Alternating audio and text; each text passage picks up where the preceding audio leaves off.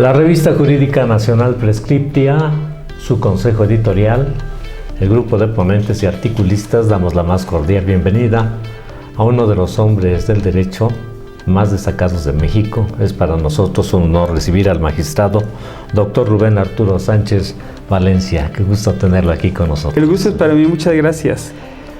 El doctor Rubén Arturo Sánchez Valencia es licenciado en Derecho por la Universidad Regional del Sureste, en Oaxaca. Además tiene maestría en Ciencias Penales por el INACIPE. Es máster institucional en Derecho Constitucional y Derechos Fundamentales por la Universitat Autónoma de Barcelona.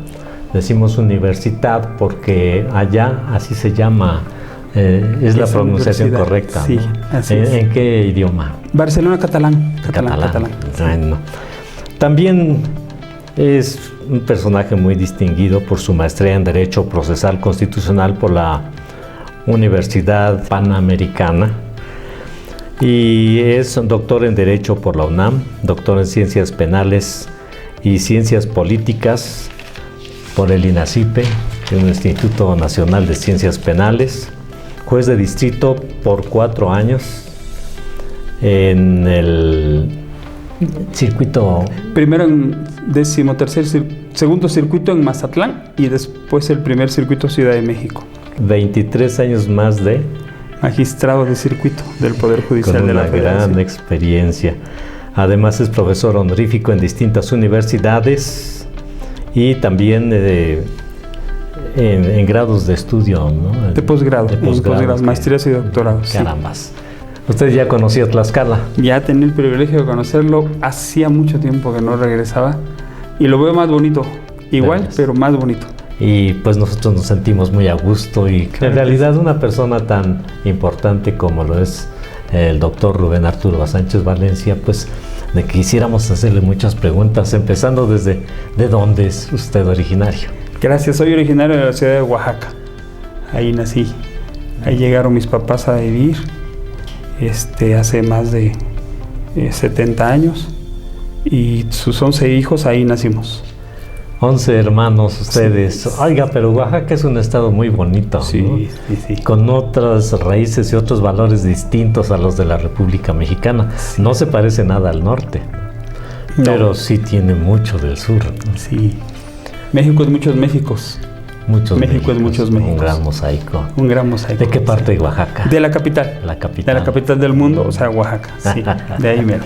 Son muy solidarios los oaxaqueños, claro, ¿verdad? Muy orgullosos. Aunque estén fuera de su estado, están conectados ustedes y están velando mucho por la estabilidad de su estado. Siempre. La actividad política al interior. Sí. Es una característica nacional solamente de los de Oaxaca, ¿no? ¿Ha visto a alguien parecidos? Yo espero que no sea así, que seamos muchas y muchos. En nuestro grupo de WhatsApp se llama Ministro Juan Díaz Romero y somos todos oaxaqueños. El señor ministro Juan Díaz Romero, que en paz descanse, fue, la verdad, lo digo con mucho cariño y respeto, nuestro patriarca. Es una persona que empezó desde abajo, llegó a ser ministro de la Suprema Corte de Justicia de la Nación. Y él nos unía y era muy padre porque pues era para desayunar y de repente acababa el desayuno y nos decía, bueno, pues aquí desayunamos muy a gusto, pero hay personas que les hacen falta muchas cuestiones materiales en nuestra ciudad, en nuestro estado, y órale, su cooperación. Y ponía el ejemplo, ¿no? Y entonces daba dinero, juntábamos dinero y mandábamos a las instituciones, Ciudad de los Niños, por ejemplo, de la ciudad de Oaxaca, algunas instituciones hospitalarias cuando ciertas necesidades se requerían. Y desde ahí, él ya se fue al cielo, pero seguimos nosotros muy solidarios. Qué interesante. Por aquí una hija de un trabajador de Pemex, psicóloga, la vemos con su espíritu oaxaqueño, igual que usted, también depositan un poquito para la gente marginada de Oaxaca. Siempre. Es una buena lección para los tlaxcaltecas y para mucha gente del país, porque así debemos de amar a nuestra tierra. Platíquenos alguna hazaña que usted recuerde importante en su infancia. ¿Alguna hazaña en mi infancia? Pues bueno, yo creo que la gran hazaña era saber la familia que teníamos y sobre todo mi señora madre y mi señor padre, y entender que estaban restando mucho de lo que para ellos tendría que ser suma, pero lo hacían por nosotros. Y yo creo que eso fue una conciencia que pudimos adquirir muy particularmente por pues la forma de vida de mi señor padre y mi señora madre. Mi papi de mucho esfuerzo, de trabajo todo el día y sin embargo siempre con nosotros, a pesar de que no necesariamente tuviéramos su presencia física. Y mi mami, pues solo le digo, sacar adelante 11 personas. De todos los 11 hijas e hijos, solo uno no le entregó un título a mi papá y a mi mamá, porque así lo decíamos: te entrego mi título de licenciatura, pero es porque se fue al cielo antes, un semestre antes de terminar su carrera de economía en el ITAM en Ciudad de México. Pero a partir de ahí todos. Yo creo que la hazaña fue eso, descubrir en muchos sentidos que estaban haciendo mucho por nosotros y que habría de ser de alguna manera algo, sí, edificante, pero también en beneficio para todas y todos. Oiga, pero es que esto tiene una raíz muy profunda. O sea, empieza, supongo yo, que desde la gratitud que les enseñan los papás, ¿no? Sí. Para poder decirle: papá, quiero retribuirte, mamá, todo tu esfuerzo que has hecho desde que nací hasta este momento, aquí está mi título. Así ¿no? es. Eso es ejemplar para muchas familias, porque pues estamos en una época, y de por sí creo que siempre hemos sido de valores muy distintos. Algunos pues se sienten muy gallos y otros pues se sienten que ya tienen mucha urgencia por apoyar a la familia y truncan sus carreras también, ¿no? Pero aquí sí hubo equilibrio, Sí. hubo mucha tenacidad para poder lograr las carreras. ¿Qué tal fue difícil? La verdad que yo siempre he pensado que fue una honrada medianía la de mi papá y mi mamá, y no nos permitían, si queríamos entrar a trabajar, era, sí, está bien, pero que no dejáramos los estudios. Entonces, muchos de nosotros trabajamos y estudiamos, sobre todo ya en la licenciatura, pero la condición era que siguiéramos estudiando. Y entonces eso pues, se lo vamos a agradecer. La casa siempre limpia, ordenada, la comida, los alimentos siempre sagrados, los compartíamos con mi padre y mi madre ahí, y eso nos edificó mucho. Qué bonito espíritu de crecimiento y de realización, porque aquí estamos viendo cómo la familia va a autosustentarse, ¿no? Supongo que los primeros hermanos debieron haber padecido, pero los siguientes, en cuanto fueron haciendo sus carreras, ya fueron apoyando a los menores. Mucho, y la verdad que yo soy el séptimo, pero todos nosotros llevamos de alguna manera ¿cómo lo puedo decir? La carga de que mis hermanos, pues la verdad que muy inteligentes ellos, entonces llegaba uno al salón de clases, porque estábamos en las mismas escuelas: tú eres hermano de... ¿no? Entonces, fue muy buen alumno, a ver si tú eres igualito. Bueno, pues ya era una carga adicional. Sí. Era una carga adicional. Qué bueno, es muy interesante. Su papá hizo una carrera también muy bonita, ¿no? Sí, mi papi, él es, ya está en el cielo, pero él fue licenciado en canto gregoriano, es decir, estudió en el Conservatorio de las Rosas en Morelia. En consecuencia, terminando su carrera, casi después de su matrimonio, poquito después, lo envían de organista titular a la Catedral de Oaxaca, y entonces a partir de ahí sí fue enseñanza. Mi padre era un músico culto, era un gran compositor. Lamentablemente yo no le daba tanto tiempo de componer, pues porque tenía que trabajar. Sí. Su trabajo principal fue la docencia, y él, bueno, logró ser director de la Escuela de Bellas Artes de la Universidad Autónoma Benito Juárez de Oaxaca, y de hecho fue en tres periodos distintos, no había reelección, pero después y yo creo que eso era precisamente por su fortaleza, por su educación, por su alta honorabilidad, por su enorme ética, por su alta moral.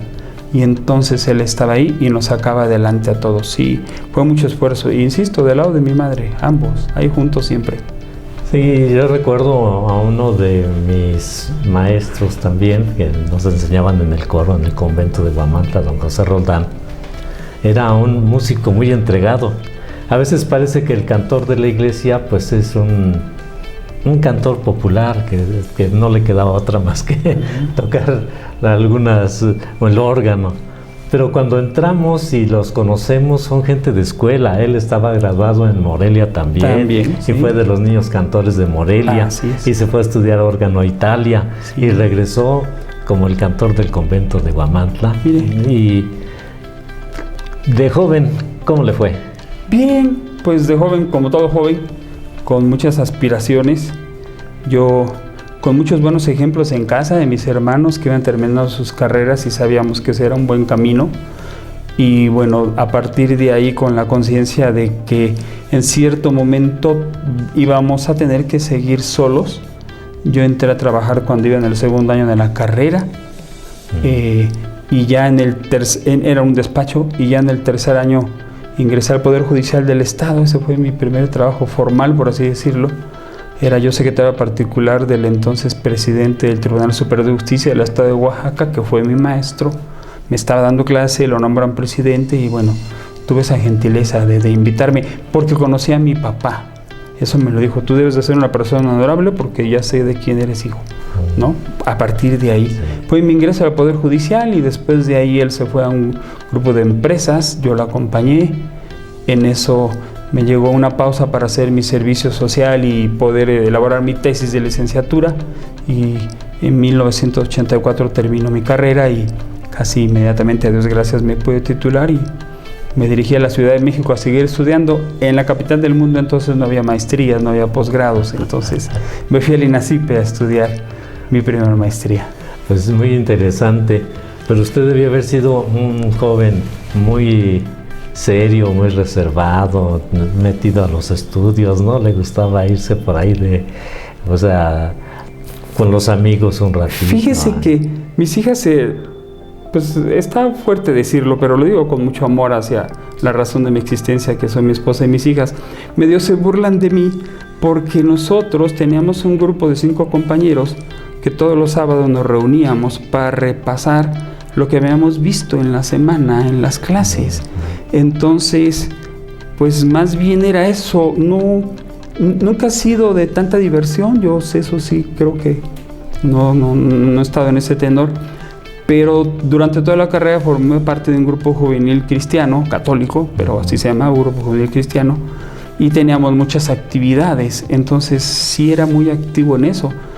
Íbamos al Consejo Tutelar para Menores, a la Ciudad de los Niños, íbamos al asilo de ancianos, y llevábamos a cabo también actividad en la Sierra Indígena de Oaxaca con los sacerdotes.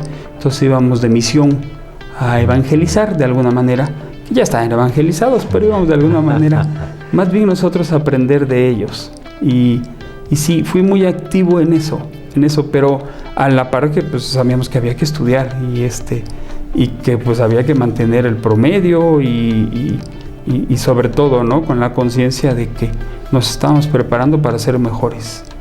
Esto es algo que hemos notado, característica de los jóvenes que han llegado a ser tan brillantes como usted, como las personas que hemos entrevistado, los doctores, para esta revista jurídica nacional Prescriptia. Gracias. Eran los afanes, más bien se enderezaban hacia otras cuestiones.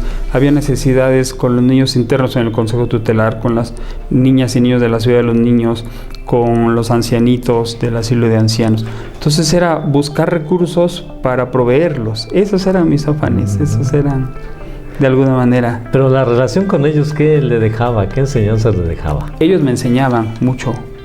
Entre otras cosas, en primer lugar me hacían agradecer a Dios que yo proveniera de una familia en donde se dedicaban totalmente a nosotros, y siempre aconteció que nunca nos faltó nada. De tal manera que pretextos no podíamos esbozar o pensar que tendríamos para no llegar a hacer lo que nos propusiéramos. Porque siempre tuvimos el apoyo en casa. Amoroso apoyo, por cierto, siempre. Qué bueno, pues yo creo que hay muchos jóvenes que igualmente tienen todo el apoyo en casa, pero tienen que tomar sus decisiones, porque es lo único de lo que somos dueños, de nuestras decisiones, ¿no? Y también debemos ser responsables de sus propias consecuencias. Yo siempre he soñado con ser una buena persona, y con eso me es suficiente. No lo he logrado, yo sé que no, me falta mucho. Pero hay una parte en la Biblia que me gusta mucho, en el Génesis, cuando Dios nos dice, camina delante de mí y sé irreprochable. Yo trato de que Dios no tenga muchas cosas que reprocharme. Tiene un montón de cosas, pero trato. Yo creo que en todo caso esa es la primera grandeza a la que yo aspiraría. A que no le haga daño a los demás, a que nadie se sintiera ofendido por mí, a que las demás personas supieran que cuentan conmigo. Entonces, esa es la grandeza que yo busco. Ahora, en el plano profesional, pues lo confieso, mi máxima aspiración era ser secretario de Estudio y Cuenta de la Suprema Corte de Justicia de la Nación. Yo tenía, ¿no? A Dios gracias, ingresé al Poder Judicial en 1985 y a los 6 años pues logré ese primer cometido, ser secretario de Estudio y Cuenta de la Suprema Corte de Justicia de la Nación. Ingresé en el 91, año, entre otras cosas, hermoso porque fue el de mi matrimonio y para mí siempre será de grato recuerdo. Que gracias voy a cumplir 30 años de feliz matrimonio. Qué bueno, lo felicitamos a usted y a su esposa. Sí, que es otra de las grandes bendiciones, ¿no? ¿Cuántos bebés? 2 hijas. Qué bien. La mayor de 24, la menor de 22, la primera psicóloga, ya trabaja, ya ejerce, ya está haciendo su maestría. La menor estudia Derecho, ya trabaja también desde tercer semestre, cuarto semestre, ingresó a un despacho. Bien. Bien, con mucho trabajo, con mucha responsabilidad. Y yo creo que mis hijas y mi familia son lo que son gracias a Dios, pero también gracias a mi señora esposa, porque ella siempre ha estado con ellas y sobre todo, ¿no? A su lado, que me parece que es lo más importante. Pues usted tiene una carrera brillantísima, ¿no? ¿Qué es lo que ha dado mayores satisfacciones en su carrera? A ver, un primer problema que tenemos los juzgadores es tener la clara conciencia de que somos seres humanos, como tantas personas. Y yo creo que el gran reto es, en primer lugar, saber que estamos juzgando a personas, las vidas de las personas. Y entonces se necesita mucha empatía. Yo, parece que es broma, pero lo digo en serio, siempre he sido penalista. Pero lo digo porque siempre he dado pena, no por otra cosa, ¿no? Pero también me he inclinado un poquito hacia el derecho penal. Y muy particularmente, el gran reto es saber que detrás de un expediente, detrás de un juicio, hay un rostro humano. Y entonces saber que vamos a decidir en relación con su vida. Pero un rostro humano que no siempre es uno solo, son muchos. Está la persona que fue sentenciada, la persona que es imputada, pero también están las víctimas, que están esperando de nosotros justicia. Y entonces hay que pensar en todos y ser empáticos con ellos. Pienso que juez perfecto solamente Dios. Sí, nada más. Y no nos va en mi concepto, no nos va a juzgar mientras estemos vivos, sino que después, por lo que leo en la Biblia, ¿no? Así es. O sea que no podemos esperar una justicia divina, aunque a veces hay gente que dice, Dios lo castigó porque ya se lo merecía, no es cierto. No. Es un sentimiento particular de cada uno de nosotros. Sí. Lo más difícil de esto es guardar la emoción, la equidad, el equilibrio, sí, ¿no? Porque vamos encontrando gente que ya tiene mucha experiencia en la cuestión de la defensa, aún siendo el mismo delincuente. Puede simular muchos papeles que no son con tal de justificar una acción. Y allí, ¿qué es lo que hace? Porque, bueno, pues, todo se tiene que investigar, ¿no? Pero ellos quieren, lógicamente, una decisión finalmente a su favor. Yo creo que el papel del juzgador siempre es saber distinguir. Antes se buscaba en el proceso penal la verdad histórica, se dice, ahora la Constitución nos mandata buscar el esclarecimiento de los hechos, pero en el fondo, como juzgador, espero no ser soberbio con esto que voy a decir, pero nos nace una cierta intuición. Cuando estás hablando con la persona que está acusada de haber cometido un evento delictivo, una cierta intuición, nada más lo digo, que solo es eso, porque lo que va a inclinar nuestra decisión son las pruebas y el valor que les asignemos. Nunca, pero de alguna manera, yo cuando escuchaba las confesiones de las personas, me daba cuenta, entre otras cosas, cuando ya confesaban ante el juez, que la confesión es válida, particularmente con mayor razón en el sistema anterior, pero se estaban arrepintiendo de alguna manera. Entonces ahí entra la empatía y decir, está bien, voy a ver hasta dónde es realmente un arrepentimiento o es una búsqueda de una ventaja. Ahora con el sistema acusatorio adversarial, una forma de obtener una ventaja es la justicia pactada a través del procedimiento abreviado, por ejemplo. Igual y esa aceptación, pues es no por tanto por arrepentimiento, sino porque sabe que va a tener una condena no más corta, así de sencillo. Pero en el fondo es eso, saber que un responsable hay que determinar con toda certeza si realmente es él o no. Se lo digo, tal cual. Qué difícil, porque ahora que he estado teniendo algunas experiencias con relación a la psicología, a la psiquiatría, pues creo que todos nos sentimos buenos y justos y perfectos, ¿no? Pero al ser juzgados, pues va a aparecer una serie de circunstancias que nos dificultan la vida y nos presentan la vida que nunca quisimos ver. Sí. ¿Qué hace usted en esas circunstancias cuando ve ese tipo de gente que hay que juzgar? A ver, en primer lugar, yo creo que hay que desechar la soberbia. A veces solemos ser muy soberbios y pensar que nosotros, ¿no?, podemos emitir ese tipo de juicios. Don Juan de Romero, que en paz descanse el señor ministro, alguna vez, estando yo en Mazatlán, lo visité en la Ciudad de México y entonces yo tenía poco de haber sido nombrado juez. La Suprema Corte de Justicia de la Nación me nombró juez juez distrito cuando yo tenía 32 años, entonces quizá falta un poquito de experiencia y entonces ecuanimidad, yo lo tengo que reconocer. Pero yo me acuerdo que le estaba hablando de un asunto y le dije, no, señor ministro, es que yo jamás hubiera hecho eso. Yo nunca. Y me dice, ¿qué? Sí, señor ministro, pues es que ¿cómo? Dice, ¿quién nunca hubiera hecho eso? No, pues yo. Sí, tú. Pero tú no eres esa persona. Tú no sabes sus razones.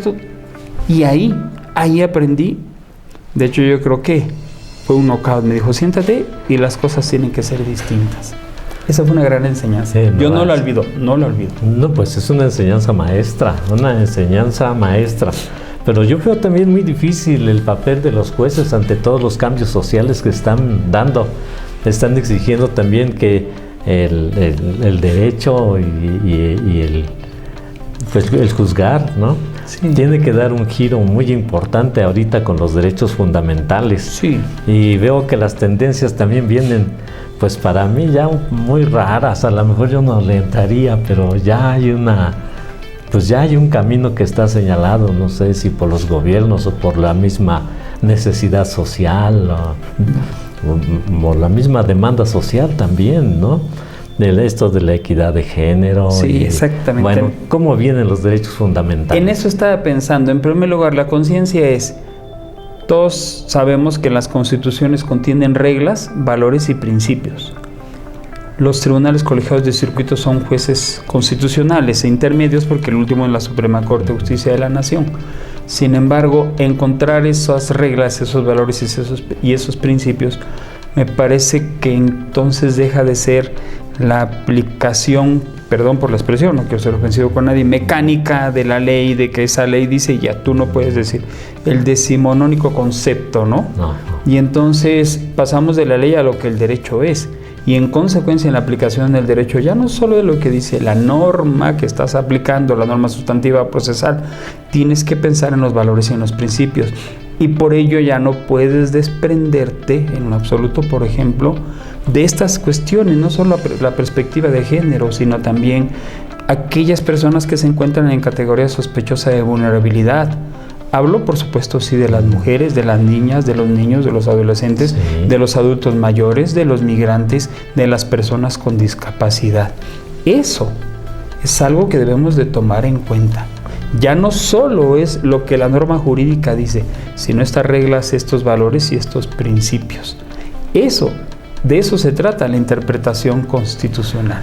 Profundizar mucho en el humanismo, pero también buscar ese equilibrio social, sí, que va a ser sumamente, sí, difícil ante la demanda que ya veo y escucho en los programas de radio donde se están valorando criterios. Y ese es uno de sus derechos fundamentales. ¿Qué va a hacer la ley con casos como este? Afortunadamente me parece que ya la Suprema Corte ha trazado criterios en ese sentido y en consecuencia ya hay una cierta ruta. ¿Qué acontece? Sí, cada vez estamos evolucionando más en cuanto a la conceptualización que tengamos de los derechos fundamentales. Y entre otras cosas, a mí me parece muy ilustrativa la opinión consultiva número 24 de la Corte Interamericana de Derechos Humanos, que habla precisamente de estas cuestiones y que yo siempre recomiendo mucho su lectura, precisamente por el glosario que utiliza, ¿no? Y en el glosario es uno de los temas específicos es ¿qué es la identidad de género? Bien, la persona en general, los seres humanos, las personas, tienen de alguna manera ese derecho de decir yo quiero ser de este género o ponerme en alguna de estas categorías. Lo más importante es que no por esa sola circunstancia ya vamos a pensar que es diferente a nosotros. Esa es la esencia. No, a ver, a mí me enseñaron que soy hombre y mujer, a mí no me vengas, perdón, ya no es así. Ya no es así. Los derechos han evolucionado. A mí me parece que eso lo tenemos que encontrar el justo medio, el aristotélico justo medio, ¿no? Cuidado, tener muchas ideas claras de qué sí debe estar y qué no debe estar dentro del derecho y qué podemos reprochar como sociedad y qué no. ¿Cuáles son los valores que vamos a tener? Y eso está en la Constitución. Y los valores están claramente establecidos. Igual y es pues la Constitución que queremos, la Constitución que el Constituyente permanente ha de alguna manera decidido para nosotros. Sobre ellos hay que construir. Entonces, ¿qué va a suceder en este caso de aquellos pueblos donde tienen como usos y costumbres vender a la muchacha? Me parece que ahí sí tiene que llegar el derecho para encontrar un equilibrio. Ahí sí hay cuestiones que pueden ser reprochables de alguna manera. Y quizás sí, se dice mucho que se occidentaliza el derecho y tener cuidado hasta donde. Y todo se ancla en una postura, me parece, de la que vamos a seguir de la onda toda la vida, que es la dignidad humana. ¿Qué es la dignidad humana? Entonces, igual y para esas personas no es indigno, ¿no? Ponerle un precio a una hija y decir, sí, te la puedes llevar. Pero habría que ver hasta dónde nuestro concepto de dignidad puede abarcar lo que está dentro y lo que está fuera de ella. Tan sencillo como eso. Nunca la disponibilidad del bien jurídico, del propio derecho fundamental de la persona, por ejemplo, exime al perpetrador de la vulneración de ese derecho humano. Me refiero a la trata de personas. Una persona puede ser explotada, pero su consentimiento no exime al perpetrador. Ahí empezamos a encontrar el justo medio. Qué bonita es su carrera, qué comprometida, y puede dormir tranquilo pensando tantos problemas que se vienen adelante, bueno, los que ya están de la oficina, ¿no? Pero el futuro de las leyes, que yo lo veo complicado, ¿no? Tiene que encontrar siempre una solución, sí, dar una respuesta a la demanda social. Fíjese, amigo, que más que el futuro de las leyes, porque yo espero que tengamos un buen legislador y entre otras cosas tenemos unos muy buenos medios de control constitucional, nace una norma jurídica y determinados entes pueden impugnarlas en cuanto a su constitucionalidad, y la verdad que la Suprema Corte ha juzgado muchas cosas interesantes, pero ha llevado, creo yo, una muy buena directriz. A mí me parece más el problema el que no se respete la independencia judicial. Eso es algo que a mí definitivamente me parece todavía más grave. No es lo mismo que se diga, no, yo respeto, no, pero inmediatamente venga el ataque. Eso me parece un contrasentido, eso me parece un acto muy deleznable. ¿Y cuál es la problemática? Que la sociedad se empieza a dejar influenciar sin saber las verdaderas razones. Cualquier decisión que nosotros tomamos siempre va a haber alguien que no le agrade y que diga, ese juez, ese magistrado, es muy común, se vendió, ya me imagino. Y otra parte que no tiene por qué estar agradecida con nosotros y tampoco tiene que aplaudirnos porque cumplimos con nuestra obligación. ¿Y quién es esa parte a la que le dimos la razón? Pero difícilmente va a haber un reconocimiento, ¿no?, de que se le dio la razón, sino no. Yo tenía la razón y así tenía que ser. No esperamos eso, no esperamos un aplauso. Imagínense que tuviéramos que estar esperando eso. El derecho, la justicia no es así, ¿eh? La justicia no es así.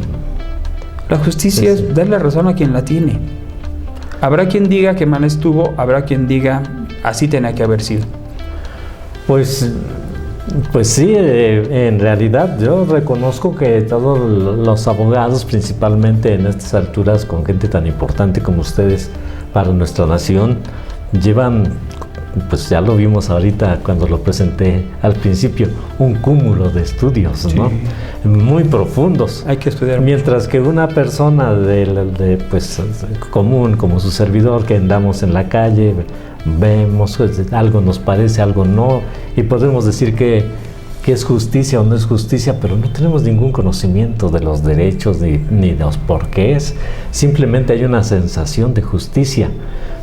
Entonces tenemos que tener una gran madurez como ciudadanos, pero ustedes tienen una gran responsabilidad, y a mí en lo particular pues me llena de satisfacción que haya gente tan preparada como ustedes para poder dar un veredicto en el que podemos confiar,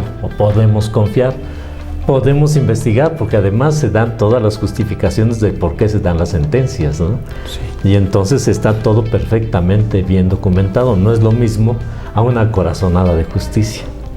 Pero en fin, ahí van los derechos fundamentales. Yo a veces pienso que ante estos juicios sumarios que se dan en la política, podría llegar el momento en que la gente concientizara que también es muy importante crear organismos de control ciudadano para los mismos políticos, porque a veces se apoderan del pueblo, se adueñan del pueblo, se despachan del pueblo, y nadie les hace justicia.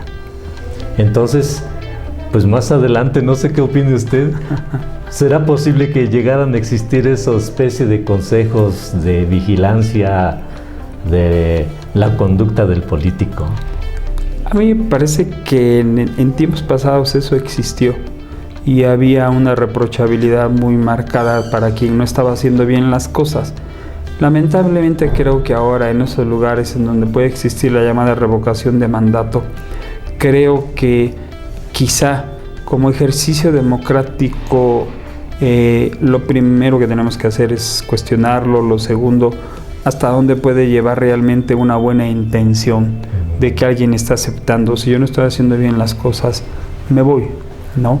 Lamentablemente yo sí creo que se necesitan mayores controles, pero muy particularmente para que la honestidad en el cargo sea aquello a lo que se aspire siempre, y quien asuma ese cargo sea porque efectivamente, ¿no?, se sabe que va a enfrentarlo de manera digna, de manera decorosa, sin nunca desviar nada de lo que se hace, sea el poder que sea, Sí.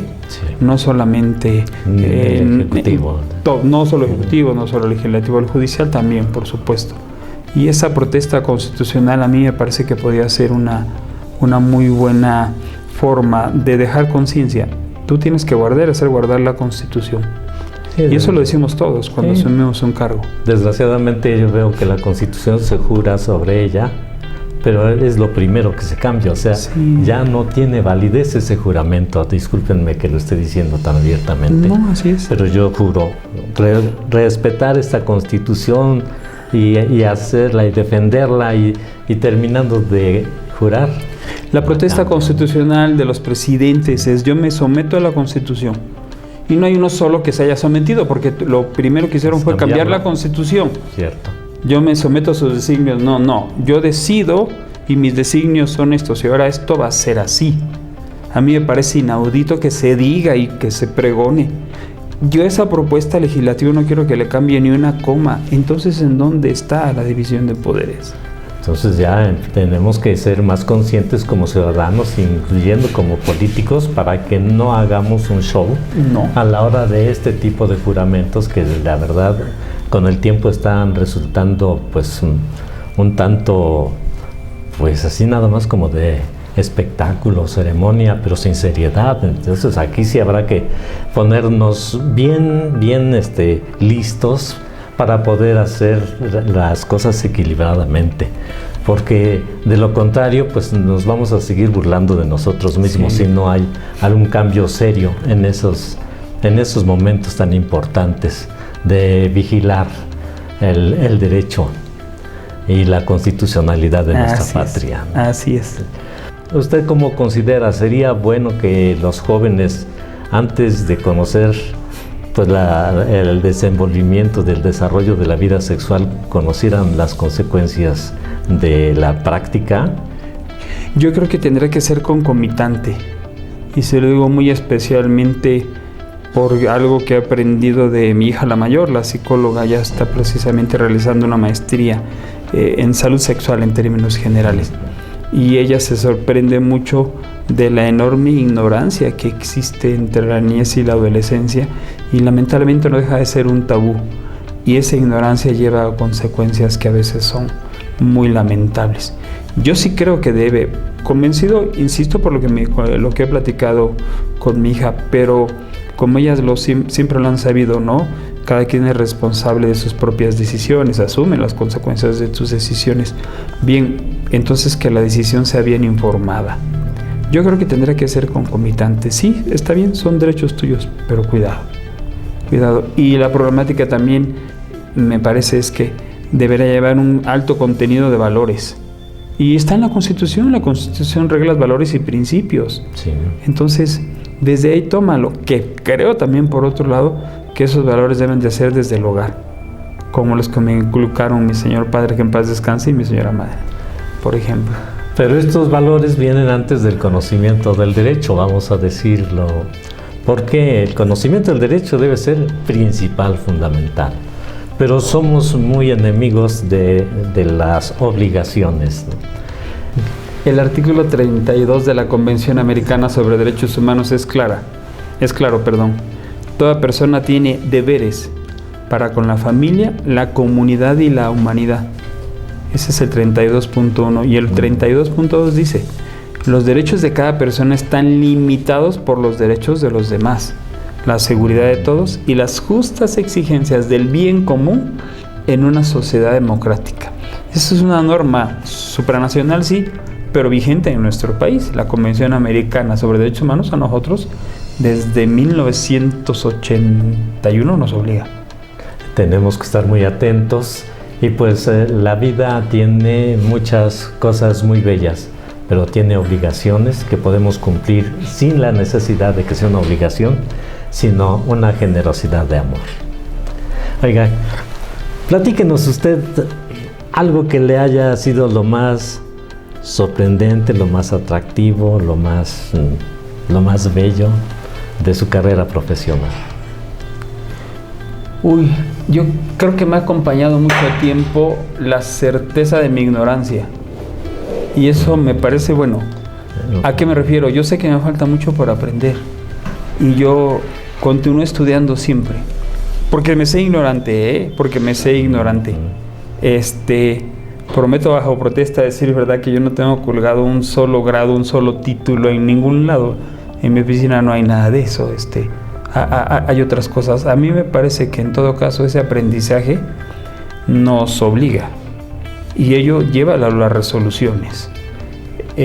Mi maestro Rodolfo Luis Vigo, en su libro de la ley al derecho, que por cierto se lo dedica a los abogados, a los juristas mexicanos, él tiene esa gentileza, y parte de que ya no todo es ley, sino que ahora el derecho tiene una mayor prevalencia. Y él habla de directivas de interpretación constitucional, y una de ellas, a mí todos los días yo pienso en ella, y eso, cuando usted me dice duerme bien, pues es que estoy pensando en esas cosas. Pero bueno, dice don Rodolfo Luis Vigo: mide las consecuencias de tu resultado interpretativo. A ver, intérprete de la Constitución, mide las consecuencias de lo que vas a decir. Lo que vas a decir es para la sociedad.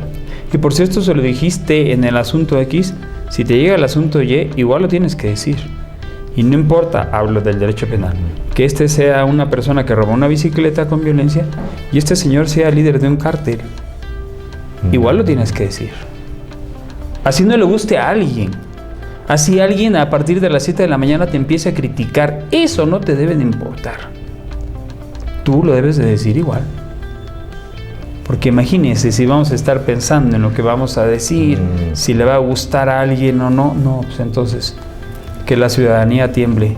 Lo decía Eduardo J. Couture: el derecho valdrá en un país en un momento histórico determinado lo que valgan los jueces como hombres. Yo diría ahora, lo que valgan las juezas y los jueces como personas.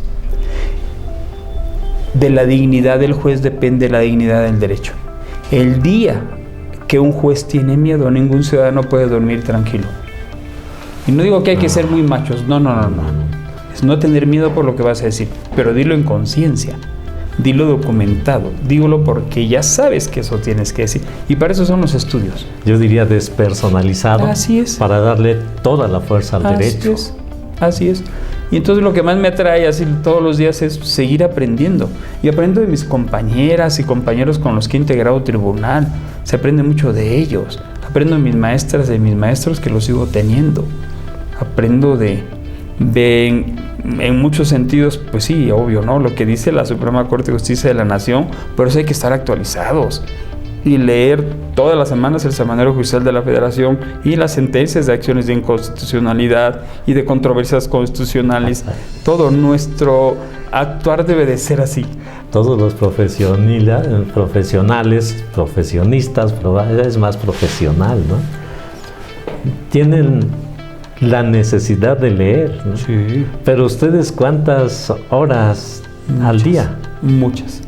Estaba yo haciendo cuentas ahora en la pandemia, creo que antes era un poco distinto, pero yo me paso de 14 a 16 horas sentado en mi escritorio, a veces viendo los asuntos, los videos de las audiencias o las propias sesiones de mi tribunal. Y es mucho el tiempo, mucho, la verdad que... Y todavía escriben a veces la novelita, la poesía, ¿no? Pues sí, a veces palabras, ¿no? Yo estoy... ¿Usted qué ha escrito? Tengo un libro publicado, ¿no? Tengo un libro publicado que se llama El debido proceso legal en la jurisprudencia de la Corte Interamericana. Esa fue una tesis doctoral, la del INACIPE. Mucha calidad. Pues es una modestísima aportación. Eso, pues, no, nada más. Pero, es una modesta aportación. Pero funciona y lo buscan y es una buena herramienta para la gente. Yo espero que así sea. ¿No? Yo igual y de esto no tendría que hablar, pero mi mayor ilusión es de Editorial Porrúa ese libro, pero las regalías son para una institución que apoya a niñas y niños con cáncer. Entonces, por eso tengo mucho interés en que se venda todo el tiraje para que ya le puedan dar el cheque de las regalías, que ni siquiera sea cuánto va a ascender, pero esta institución que apoya a niñas y niños con cáncer tiene muchas necesidades. Lo felicito. Recuerdo al doctor Iván Seferín también, hace aportaciones. Así es. Así es. Y bueno, pues esto habla, en el caso de ustedes, de la gente de Oaxaca, con esa solidaridad que siempre tiene por su pueblo. Sí. Ojalá y podamos copiarlos también los tlaxcaltecas, porque también tenemos gente con muchas necesidades, sí, y debemos luchar por nuestra patria. Pues es interesante platicar con usted. No sé si algo se me esté escapando que usted considere sea importante compartirlo a todas las personas que nos están viendo en esta entrevista. No, es solamente agradecer, sinceramente. La doctora Libertad Bougambilia es una persona con un carisma muy especial. Cierto. Que yo creo que todos quienes tenemos el privilegio de conocerle y de su amistad, cuando nos invita a estos congresos, a las ponencias que se presentan, es sinceramente muy difícil decirle que no a una persona como ella. Porque no solo por su tenacidad, conste, sino por la amable manera que tiene de decir las cosas, la tenacidad con la que lleva a cabo su función. Y entonces formar parte de esta Revista Jurídica Nacional Prescriptiva, pues siempre es un orgullo para nosotros. Yo más bien creo que lo que podríamos de alguna manera ser enfáticos es: se necesitan personas así, que amen lo que hacen y en consecuencia por eso den lo mejor de sí cada día. A veces puede ser que el entorno de esas personas sea complicado, su vida a veces, la vida de todos nosotros, sí, no es fácil. Sé que la felicidad no puede ser permanente, pero tenemos muchos momentos de felicidad y esos son a los que hay que recordar, ¿no? Hoy supuestamente iba a ser algo así como 2 horas 15 minutos de traslado, y por problemas de carretera, de construcción, de repavimentación, fueron más de 4 horas y media. Yo digo, pues hay que verle el lado bueno. Me metí por poblaciones, entonces vi pasar a personas y entonces decía, esta persona tiene una historia de vida, ojalá y sea feliz. Eso es lo que hay que ver, porque también me pude venir refunfuñando todo el tiempo. ¡Ay, cómo es posible! Me parece que eso no lleva a nada. No. La felicidad del cielo dijo San José María, la felicidad del cielo solo se la merece la persona que supo ser feliz en la tierra. Hay que tener cuidado con la soberbia, con la amargura, con el pensar que solo se tiene la razón. Yo ando huyendo de eso, ¿eh? No digo que yo no lo sea, lo estoy reconociendo. Yo creo que pero es hay una que huir de eso. de todos, ¿no? Sí. Porque si fuera un acierto pues, y que todos tendremos la razón, pues a lo mejor viviríamos bien, ¿no? Pero siempre vivimos así como que diciendo, si yo tenía la razón, ¿por qué hicieron otra cosa, no?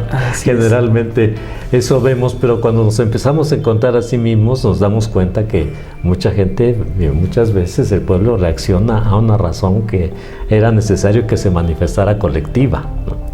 Fíjese que yo quisiera finalizar, si se me permite, con un mensaje para las personas que tengan la gentileza de haber llegado hasta aquí, ya una vez que prendieron, le pusieron play a esta entrevista, pero hace poquito tuve que ir a la institución que apoya a niñas y niños con cáncer, y entonces ya iba de salida, y en eso llegó una mami con una pequeñita muy hermosa, de a lo mucho 1 año y medio, 2, ¿no? Llevaba una alegría comiéndose, es obvio, esa niña tiene cáncer, ¿no? Y entonces le dije a la mamá, ay, le digo, qué linda su hija, ¿me permite cargarla? Y me dice, va a llorar porque es muy huraña. Ah, déjeme intentarlo. Sí. Entonces la cargo y la niña no lloró, entonces dije, ya, Dios, me estás dando una caricia, gracias. Entonces, ya cuando la tuve cerca, ya con su máscara, yo también, y todo muy protegidos, ¿no? Solo acerté a decirle, yo aquí estoy, cuenta conmigo. Entonces, yo quisiera decirle a las personas que vean esta plática, hay que buscar si hay alguien a quien tú le puedas decir, aquí estoy, cuenta conmigo. Es una niña que tiene 1 año y medio y tiene cáncer. Y no hay medicinas para ellas, yo doy fe de eso. Por eso tienen que ir a esa institución. Porque en esa institución IAP, Institución de Asistencia Privada, se les proporciona el medicamento, en fin. Busquen a alguien a quien le pueda decir, aquí estoy, cuenta conmigo. Qué hermoso, qué hermoso. Invito no solamente a Tlaxcala, quien nos esté viendo, abramos el corazón, hay gente que necesita y nosotros debemos estar dispuestos a ayudar. Usted abra su corazón, allá en su entorno social, hace falta, se necesita. Muchas gracias. Gracias, amigo. Magistrado Rubén Arturo Sánchez Valencia, todo un placer de haberlo tenido en Tlaxcala y de escuchar esta maravillosa entrevista que nos deja un mensaje para toda la nación mexicana. Establecer un contenido familiar, una honestidad en impartición de justicia y una bella persona como es usted que apoya a este tipo de asociaciones que tienen que ver con la salud de las niñas, niños y adolescentes. Muchas gracias.